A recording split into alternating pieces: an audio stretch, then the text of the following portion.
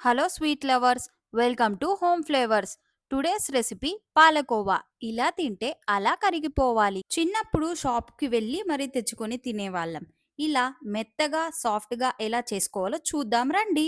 ఒక బౌల్లో 1 litre full cream milk తీసుకోండి. నార్మల్ పాల కంటే ఫుల్ క్రీమ్ మిల్కే బాగుంటుంది. పాలు పొంగకుండా మధ్య మధ్యలో అలా కలుపుతూ ఉండాలి. సైడ్లో ఉన్న మీగడని కలుపుతూ ఉండాలి. ఈ ప్రాసెస్ని దగ్గరుండి చేసుకోవాలి. చూడండి, పాలు చిక్కగవ్వడం స్టార్ట్ అయ్యాయి. ఈ టైంలోనే గ్యాస్ని లో ఫ్లేమ్లో పెట్టి మంచిగా కలుపుతూ ఉండాలి.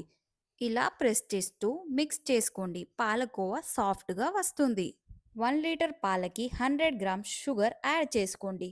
చక్కెర వేసాక కలుపుతూ ఉండండి. అప్పుడు లైట్గా కలర్ వస్తుంది. గ్యాస్ని లో ఫ్లేమ్లో పెట్టుకోండి. పాలకోవా మాడిపోయే అవకాశం ఉంటుంది. పాలకోవా ఇలా సాఫ్ట్గా అయ్యాక హాఫ్ టేబుల్ స్పూన్ యాలకుల పొడి యాడ్ చేసి బాగా కలపండి. ఇలా కలుపుతూ ఉంటే సాఫ్ట్గా అవుతుంది పాలకోవా. ఇప్పుడు పాన్ నుంచి సెపరేట్ అయ్యేదాకా ఇలానే కలుపుతూ ఉండాలి. పాలకోవాని తీసుకొని ముద్దగా వస్తే పర్ఫెక్ట్గా అయినట్టు. పాలకోవా వేడిగా ఉంటది కాబట్టి గిన్నె యూస్ చేస్తున్నాను. పాలకోవా ఎంత సాఫ్ట్గా ఉండాలంటే అంత ప్రెస్ చేయాలి. కనీసం 5 నుంచి 10 నిమిషాల వరకు ప్రెస్ చేయాలి. చూడండి, పిండి ముద్దలా వచ్చింది. కొంచెం పిండి తీసుకొని రౌండ్గా చేసి ప్రెస్ చేయండి.